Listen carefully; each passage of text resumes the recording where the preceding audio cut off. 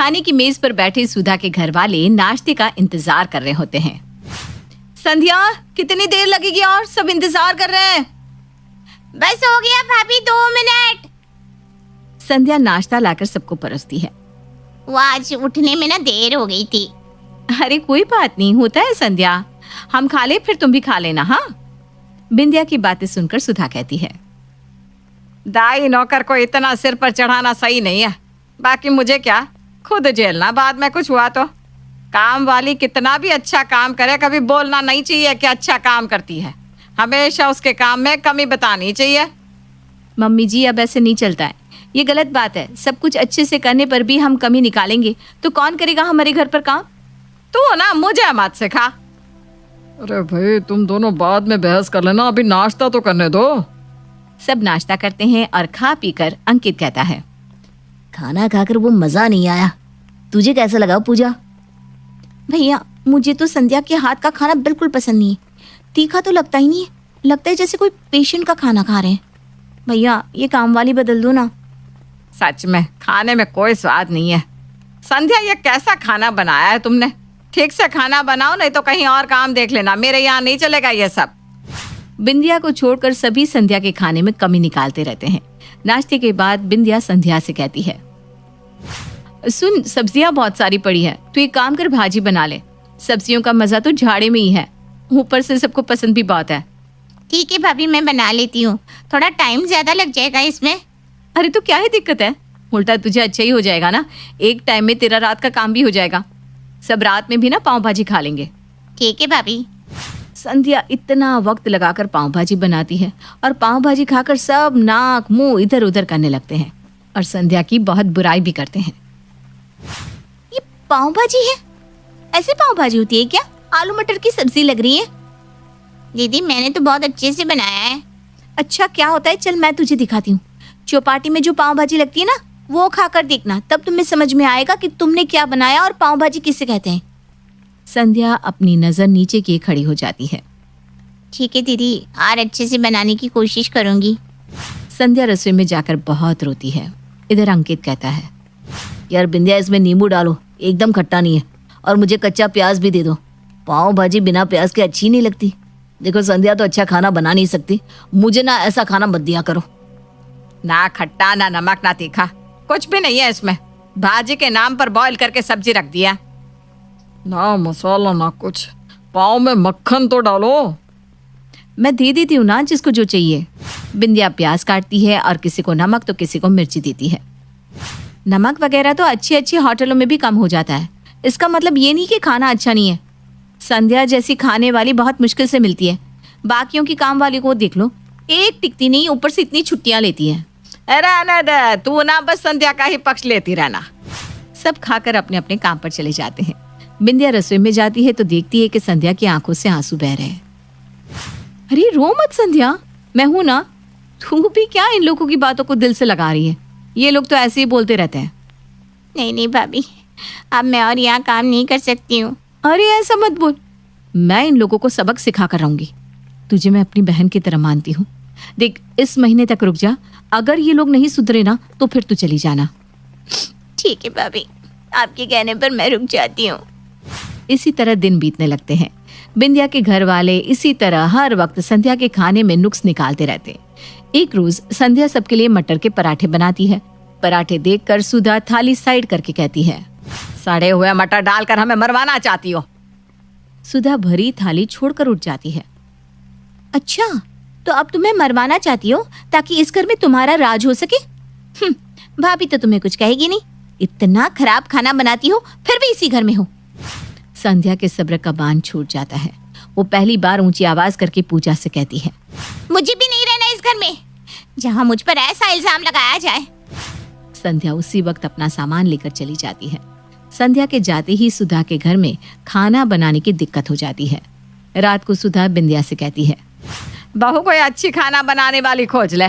जब तक कोई नहीं मिलती तब तक तू खाना बना ले। मैं और खाना? मैंने तो संध्या को नहीं निकाला। आप सभी को उससे प्रॉब्लम होती थी ना। ऊपर से डॉक्टर ने मुझे काम करने से मना किया है। मुझे गैस की स्मेल से उल्टियां होने लगती है। मेरे बच्चे की सेहत के लिए ये बिल्कुल अच्छा नहीं है। बिंदिया बिना खाना बनाए अपने कमरे में चली जाती है। इधर खाने के वक्त सब एक दूसरे का मुंह देखने लगते हैं। सुधा अंकित से कहती है, बेटा आज तो खाना बनानी है, एक काम कर बाहर से ही मंगवा ले खाना। हाँ भैया, बाहर से ही मंगवा लो। ऐसे भी संध्या का खाना खाकर ना मुंह खराब हो गया है। ठीक है, तो पनीर और कुलचा मंगवा लेते हैं। अंकित बाजार से खाना ऑर्डर कर लेता है और सभी खाना खा लेते हैं। रात तो कट जाती है, लेकिन अगली सुबह फिर वही परेशानी कि नाश्ते में क्या मिलेगा। अरे कोई तो नाश्ता बना लो।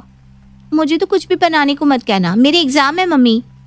तू नहीं बनाएगी, बिंदिया नहीं बनाएगी, तो क्या इस उम्र में मैं खाना बनाऊं अब? अरे मुझसे तो खड़ा भी नहीं रहा जा रहा। अंकित तो आटा लगा दे, मैं जैसे तैसे बैठ कर रोटी सेंक देती हूँ। बस रोटी और सब्जी? अरे सब्जी तो मुझसे होगी नहीं, चाय या अचार के साथ सब रोटी खा लेना। मैं रोटी बना दूं वही बहुत है, जिसे खाना होगा खाए, नहीं तो भूखे रहो। अंकित आटा लगाता है और सुधा रोटी सेक देती है। अरुण, सुधा और अंकित सब चाय के साथ रोटी खा लेते हैं। इधर अपने कमरे में बैठी बिंदिया मन ही मन कहती है, अब इन लोगों को पता चलेगा कि खाना बनाना कोई आसान काम नहीं है। बिना मतलब के किसी को परेशान करना रोज एक ही बात पर क्या होता है। मुझे तो आदत है, मैं तो कुछ भी खा लूंगी। बिंदिया रसोई में जाती है और बासी बचे हुए पाव भाजी खा लेती है। दोपहर में फिर अरुण कहता है, भाग्यवान, अभी खाने में क्या खिलाओगी? अरे मुझसे अब कुछ नहीं बनेगा, रोटी सेकने में मेरी कमर पकड़ गई।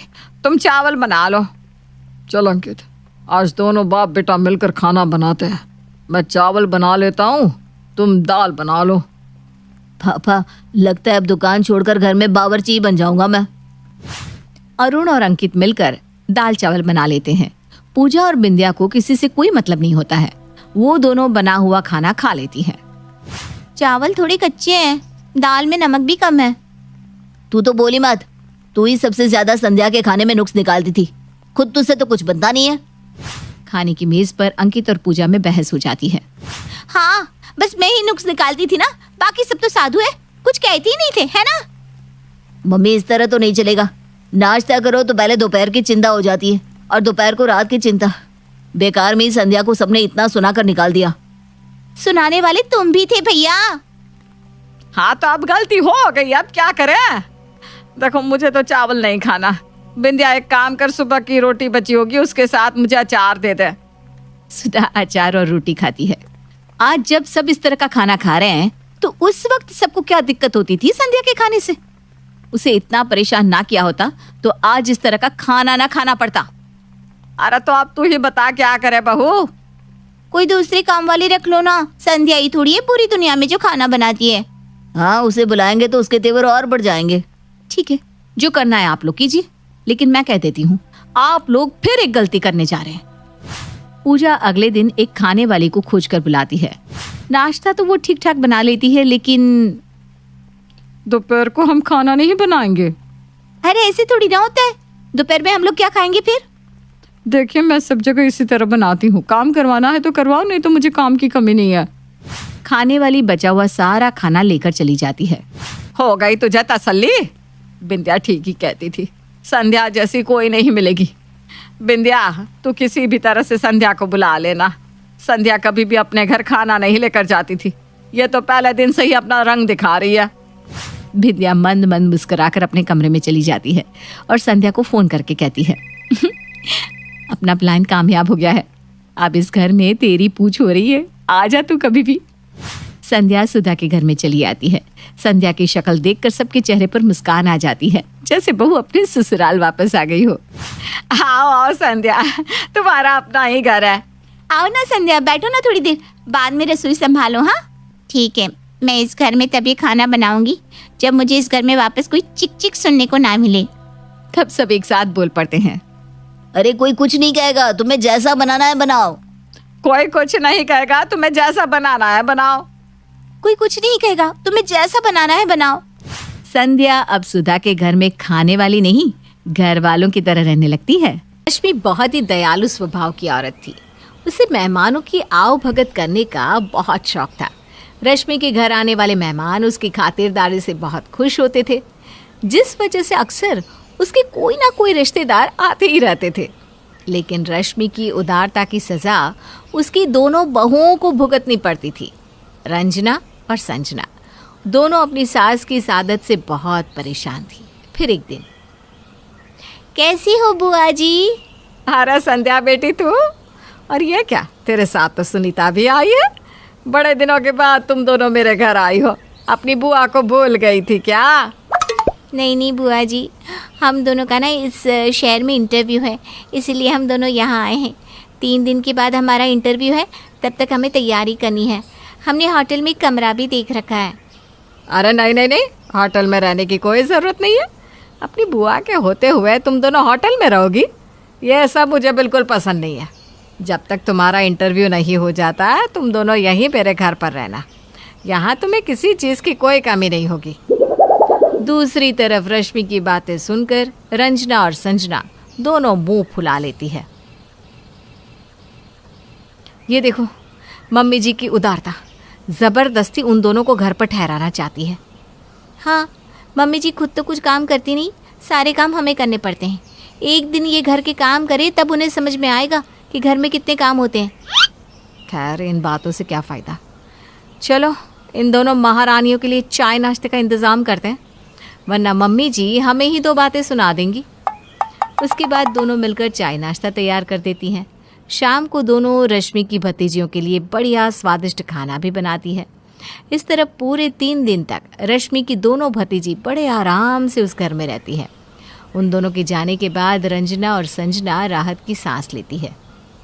अच्छा हुआ दोनों चली गई, बस अब 1 महीने तक कोई मेहमान इस घर में ना आए। हाँ, अगर दोबारा कोई मेहमान आ गया ना तो सच में मैं तो मर ही जाऊंगी।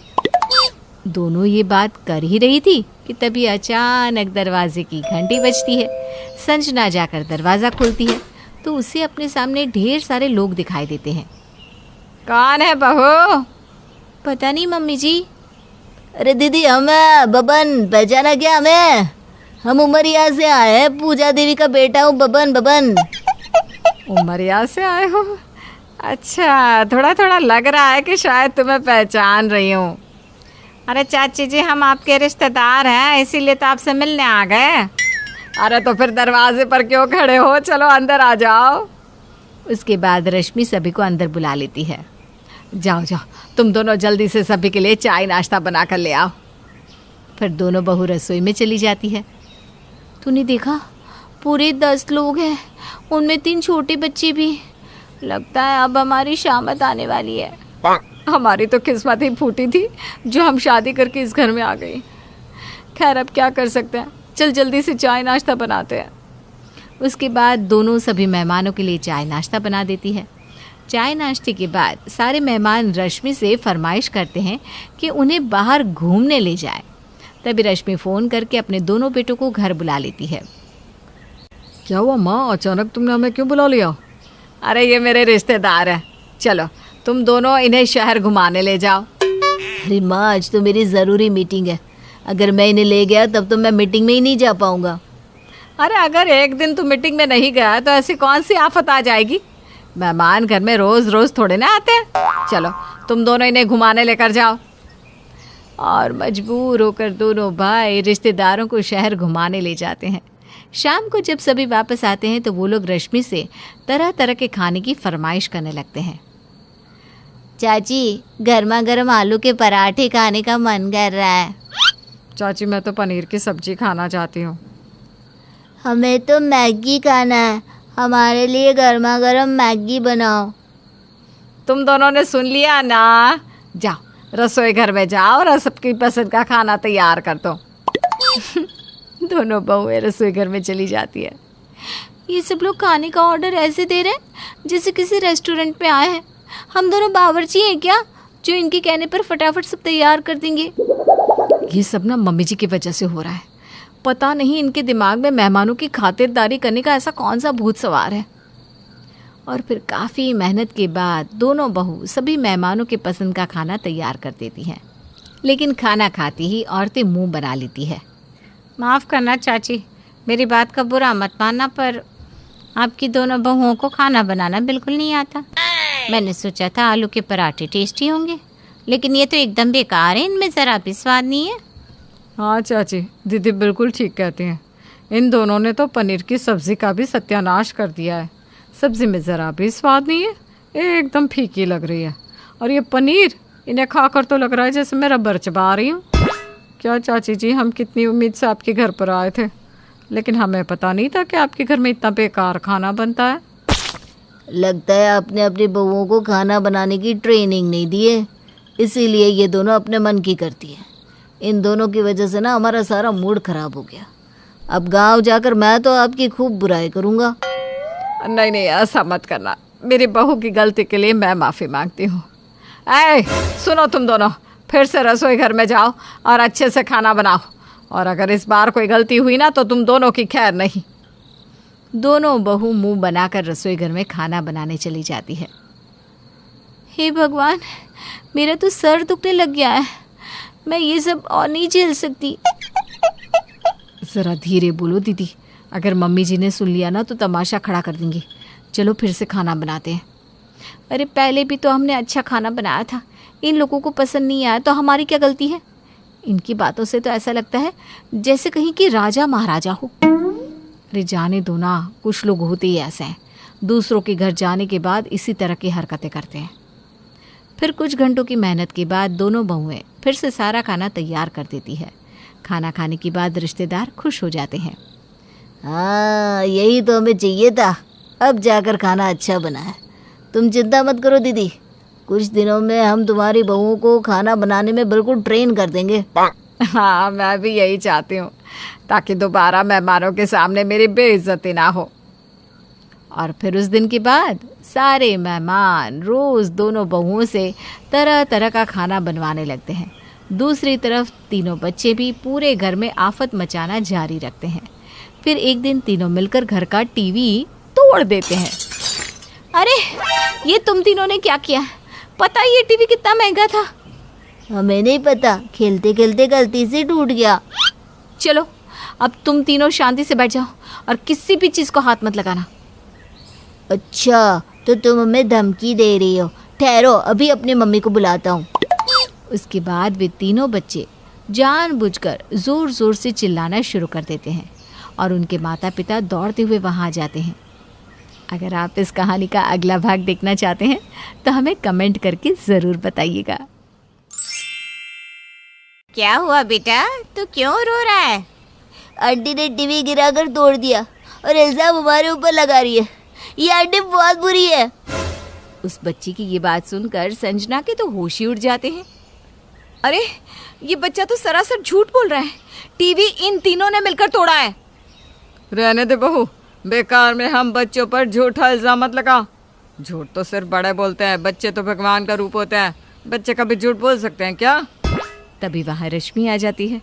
हे भगवान, मेरा इतना महंगा टीवी टूट गया। आखिर ये टीवी किसने तोड़ा है? देखे ना चाची, आपकी बहू पता नहीं किस ख्याल में सफाई कर रही थी, इसके हाथ से टीवी टूट गया और ये बचने के लिए इल्ज़ाम हमारे बच्चों पर डाल रही है। आप जरा हमारे बच्चों की मासूम शक्ल को तो देखो, भला ये लोग इतना बुरा काम कभी कर सकते हैं क्या? सच में बहू, ये तो बहुत बुरी बात है। मैं तो तुझे अच्छी समझती थी, लेकिन तू तो अपनी गलती इन बच्चों पर डाल रही है। चल जा यहाँ से, और खबरदार दोबारा इस तरह की हरकत की तो मुझसे बुरा कोई नहीं होगा। ये सब सुनकर संजना को बहुत गुस्सा आता है और वो बड़बड़ करते हुए अपने कमरे में चली जाती है। मुझे ये बता वजह, आखिर ये मेहमान हमारे घर से कब जाएंगे? इनकी वजह से मैं तंग आ चुकी हूँ। आज हमारे घर का इतना महंगा टीवी बच्चों ने तोड़ दिया, और वो बच्चे इतने झूठे शैतान हैं कि सारा इल्ज़ाम मुझ पर डाल दिया। मम्मी जी भी उनकी बातों में आ गई। मैं भी इन मेहमानों से तंग आ गया, लेकिन अब क्या करें? माँ के रहते कोई कुछ कह भी तो नहीं सकता। जब तक माँ इस घर में रहेगी तब तक हमें इन्हें झेलना ही पड़ेगा। हमारे पास और कोई रास्ता नहीं है। दूसरी तरफ रंजना भी अपने पति विजय से यही शिकायत कर रही थी। अपने भाई की तरह बेचारा विजय भी मजबूर था, उसमें इतनी हिम्मत नहीं थी कि वो अपनी माँ को कुछ कह सके। इस तरह 3 दिन में वहाँ सारे मेहमान रश्मि के घर का हुलिया पूरी तरह बदल देते हैं। फिर एक दिन सभी मेहमान बाजार से ढेर सारी शॉपिंग करके घर आते हैं। उनके पास सामान के बड़े बड़े थैले थे। तभी रश्मि को उन सभी के साथ एक अनजान आदमी दिखाई देता है। अरे ये कौन है? चाची, ये शोरूम वाले आदमी हैं। शॉपिंग करते समय हमारे पास कुछ पैसे कम पड़ गए ना, तो हमने कहा घर चल कर दे देंगे, तो ये यहाँ पैसे लेने आए हैं। कितने पैसे कम पड़ गए थे आंटी? ज्यादा नहीं, बस 20,000 रुपए। ये सुनते ही रश्मि की दोनों बहू का मुंह खुला का खुला रह जाता है। अरे बाप रे, 20,000 और आप कहती हैं थोड़े पैसे कम पड़ गए? ये तो बहुत बड़ी रकम है। अरे होगी, लेकिन हमारी चाची के लिए कोई बड़ी रकम नहीं है। चलिए चाची, दे दीजिए पैसे इन्हें। अब हाँ हाँ, संजना बहू, जा अजय को बुला कर ला। लेकिन मम्मी जी, उनके पास इतने पैसे नहीं होंगे। अरे ज्यादा बहस मत कर, जितना कह दिया उतना कर। जा अजय को बुला कर ले आ। उसके बाद संजना अजय को कमरे से बुला कर लाती है। क्या हुआ माँ, क्या बात है? अरे इस आदमी को 20,000 रुपए दे दे।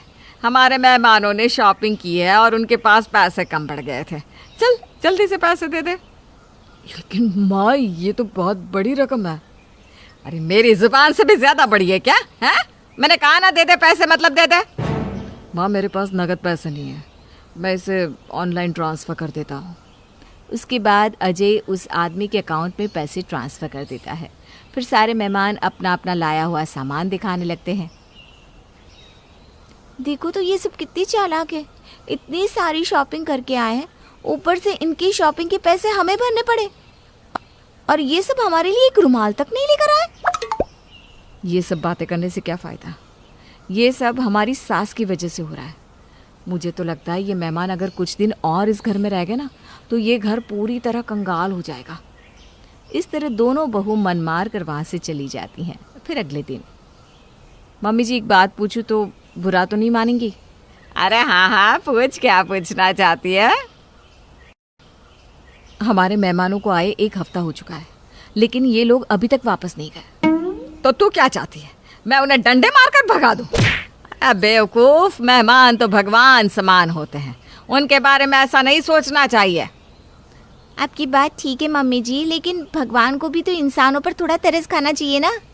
हमारे घर के मेहमान यहाँ किसी होटल की तरह रहते हैं, जब मन किया खाने का ऑर्डर दे देते हैं, यहाँ तक कि दिन में हमसे 5 बार खाना बनवाते हैं। हम दोनों का ज़्यादातर समय तो रसोई घर में ही बीत जाता है। तो इसमें बुराई क्या है? अगर कुछ दिन तक तुम मेहमानों की खातिरदारी कर लोगे तो कौन सी आफत आ जाएगी? वैसे भी ये लोग ना हमारे घर में रोज रोज नहीं आने वाले। तभी एक औरत रश्मि के पास आती है। चाची जी, आज ना बहुत ही खास दिन है। हमारे पंडित ने हमसे कहा था कि आज के दिन हम अपने तीनों बच्चों को दूध से नहलाएं। इससे हमारे बच्चों की उम्र लंबी हो जाएगी और इन्हें कोई बीमारी नहीं होगी। अब कहना क्या चाहती है? तुमने सुना नहीं क्या मैं क्या कहना चाहती हूँ? बाजार से ढेर सारा दूध मंगवा दो, हम अपने तीनों बच्चों को दूध से नहलाएंगे। अरे बाप रे, इन तीनों को नहलाने के लिए पता है कितना सारा दूध लगेगा? हाँ, दूध तो बहुत सारा लगेगा, लेकिन हमारी चाची बाजार से दूध मंगवा देगी। क्यों चाची, सही कहा ना मैंने? हाँ हाँ, सही कहा तूने, चिंता मत कर, मैं दूध का इंतजाम करवाती हूँ। विजय बेटा, विजय बेटा, जरा इधर आना। क्या हुआ माँ, कुछ काम है क्या? देखो, इन तीनों बच्चों को ना दूध से नहलाना है, तो जरा बाजार से ढेर सारा दूध लेकर आओ।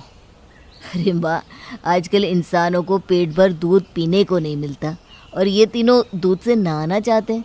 ये कैसी अजीब फरमाइश है। देख विजय, तुझे दूध लाना है तो ला, नहीं तो साफ साफ मना करते। अरे नहीं नहीं नहीं, नाराज मत हो। विजय, बेकार की बहस क्यों करता है रे? जा दूध लेकर आ। उसके बाद विजय मन मार कर वहाँ से चला जाता है और थोड़ी देर के बाद दूध से भरे 2 ड्रम खरीद कर ले आता है। फिर वो दोनों औरतें अपने तीनों बच्चों को दूध से नहलाना शुरू कर देती है। ये सब देखकर रंजना और संजना दोनों को बहुत गुस्सा आ रहा था, लेकिन अपनी सास के डर से वो दोनों कुछ नहीं कहती। अरे वाह, आज हमारे बच्चे दूध से नहाकर कितने खूबसूरत लग रहे हैं। चलो इसी बात पर आज हम एक बड़े रेस्टोरेंट में खाना खाने जाएंगे। दीदी, अपने दोनों बेटों से कह दो कि हमें किसी बड़े रेस्टोरेंट में ले चले। हाँ, रोज रोज घर का वही बेस्वाद खाना खाकर हम बोर हो चुके हैं। हम आज किसी 5 स्टार होटल में जाकर खाना खाएंगे। 5 स्टार होटल का नाम सुनते ही अजय और विजय के तो होश उड़ जाते हैं, लेकिन रश्मि मुस्कुराती हुई कहती है, हाँ हाँ, वैसे भी आप लोग कौन सा रोज रोज हमारे घर आने वाले हो। ये दोनों आप सभी को 5 स्टार होटल ले जाएंगे। उसके बाद सभी लोग तैयार हो जाते हैं। अजय और विजय मन मार कर उन सभी को चलने के लिए कहते हैं, लेकिन तभी अचानक दरवाजे की घंटी बजती है। संजना दरवाज़ा खोलती है तो दरवाजे पर बिरजू नाम का एक आदमी खड़ा था जो उनके पड़ोस में रहता था। भाभी, तनिक अजय को तो बुलाना, अजय से काम है। हाँ हाँ, बोल बिरजू, क्या हुआ? मैं कुछ दिनों के लिए अपने परिवार के साथ शिमला जाना चाहता हूँ। तू ज़रा ऑनलाइन मेरी टिकट बुक करवा देना। तभी बिरजू की नज़र वहाँ खड़े मेहमानों पर पड़ती है। अरे दिवाकर चाचा, बब्बन चाचा, आप सब यहाँ क्या कर रहे हो? अब तो बिरजू है ना। हाँ हाँ, मैं तो बिरजू हूँ, लेकिन आप सब इनके घर में क्या कर रहे हो? तू इन सबको जानता है क्या? हाँ, ये सब मेरे रिश्तेदार हैं, लेकिन ये सब तेरे घर पर क्यों आए? इन्हें तो मेरे घर पर आना था। ये सुनते ही अजय और विजय के साथ साथ रंजना और संजना भी अपना सिर पकड़ लेती है। अच्छा, तो इसका मतलब पिछले हफ्ते से तेरे रिश्तेदार गलती से हमारे घर पर रह रहे थे। अरे हाँ, लगता है हमसे गलती हो गई। खैर कोई बात नहीं, चल बिरजू, अब हम सब तेरे घर पर रहेंगे। और इसके बाद सभी लोग अपना सामान उठाकर बिरजू के घर चले जाते हैं।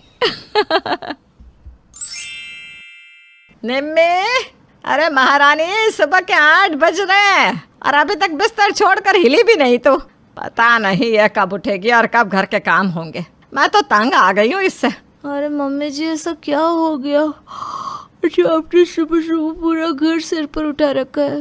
मैं इंसान नहीं हूँ क्या? अरे क्या हो गया अगर मैं 8 बजे तक सो गई तो? अरे पूरा घर की जिम्मेदारी है तेरे ऊपर। कोई तुझे देखकर कह सकता है कि तू इस घर की बहू है? 8 बज रहे हैं और अभी तक घर में झाड़ू नहीं लगी। कब तू उठेगी, कब झाड़ू लगाएगी और कब हमें 1 कप चाय नसीब होगी, इसका तो भगवान ही मालिक है। 1 कप चाय बनाने में कौन सी मेहनत लगती है? चाय तो आप खुद बनाकर भी पी सकती है ना। बिना बात सुबह सुबह तमाशा कर रही हैं। अच्छा, मैं तमाशा कर रही हूँ? 3 दिन हो गए घर में पोछा नहीं लगा। मशीन में डालकर कपड़े मैं धो देती हूँ, लेकिन वो कपड़े सुखाने के बाद तय लगाकर अलमारी में रखने की जगह पिछले 5 दिनों से सोफे पर गठरी बने पड़े, क्योंकि तेरा आलस खत्म ही नहीं होता।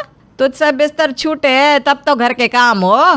खाने के लिए भी सब्जी बनाकर आटा गूंदकर मैं रख देती हूँ। उसके बाद किचन में जाकर 4 रोटियां सेकती हैं तू। अगर पूरा खाना तेरे भरोसे छोड़ दूँ ना तो घर में सारे भूखे ही मर जाएंगे। और बात है देखो महारानी की, बातें तो ऐसे बना रही है जैसे पूरा घर यही अपने कंधे पर उठाकर घूम रही हो। अब जल्दी से उठ और पूरे घर की सफाई कर। आज मुझे कोई बहाना नहीं सुनना। माँ जी, आप ना एक नौकरानी रख लीजिए। इतने बड़े घर का काम अकेले करना मेरे बस का नहीं है। पूरे घर में पोछा लगाते लगाते मेरी कमर अकड़ जाती है। आज पहली बार इस निकम्मी निम्मी ने ठीक बात कही है। एक नौकरानी लगा लेती हूँ। मैं भी इस रोज रोज की किटकिट से तंग आ गई हूँ। शाम के समय, बेटा अमित, 4 साल हो गए तेरी शादी को, लेकिन तेरी बीवी में रत्ती भर भी कोई सुधार नहीं आया। सुबह की चाय हो या घर की साफ सफाई, हर काम के लिए तेरी पत्नी को 10-10 बार कहना पड़ता है, तब जाकर वो 1 कदम चलती है। अरे बेटा, मेरे अंदर अब इतनी ताकत नहीं रही कि सारे घर का काम अकेले कर लूँ। इसलिए तू ना घर के कामों के लिए एक नौकरानी रख ले, और कोई चारा ही नहीं बचा। नौकरानी होगी तो कम से कम सब काम समय पर तो होंगे। माँ की बात सुनकर अमित एक नौकरानी रखने को तैयार हो जाता है। 2 दिन के बाद कांता एक नौकरानी को घर बुलवाती है। राम राम मैम साहब, मेरा नाम रामकली है। मेरे को आंटी, काकी, फूफी कहकर नहीं बुलाने का। मेरा नाम रामकली है तो रामकली ही कहने का। हाँ, अरे नौकरानी है लेकिन तेवर तो देखो इसके, जैसे हम इससे रिश्तेदारी जोड़ने के लिए मरे जा रहे हैं। अरे तेरा नाम रामकली हो या कच्ची कली, मुझे तेरे काम से मतलब है। बस काम एकदम चकाचक होना चाहिए। बर्तन और साफ सफाई सब तुझे ही करना है, समझ गई? देखो मैम साहब, मैं बेशक हूँ नौकरानी, लेकिन मेरे को ना नौकरानी जैसा ट्रीट नहीं करने का। मेरे को बिल्कुल घर का फैमिली मेंबर समझने का, तभी मैं आपके यहाँ काम करेगी, वरना मेरे पास काम की कोई कमी ना है। हाँ, ना तो मैं किसी का ऑर्डर सुनती है, ना ही तेज आवाज। अरे बड़ी सरचड़ी है तू तो। इससे पहले कि कांता कुछ कह पाती, उसकी बहू निम्मी वहाँ आ धमकती है। अरे माँ जी, ये आप क्या कर रही हैं? हाँ, क्या चला जाएगा अगर एक गरीब से थोड़ी इज्जत से बात कर लेंगी तो? इसमें इतना चिढ़ने वाली क्या बात है? आखिर गरीब काम वाली का भी तो आत्मसम्मान होता है। हाँ, सब समझ रही हूँ। तेरे अंदर ये मदर टेरेसा अचानक कहाँ से पैदा हो गई। अगर काम वाली भाग गई तो आलस की मारी मेरी बहू को हाथ पैर नहीं हिलाने पड़ जाएंगे क्या। देख तो नौकरानी के लिए कैसे कूद कर बीच में आई है, हा?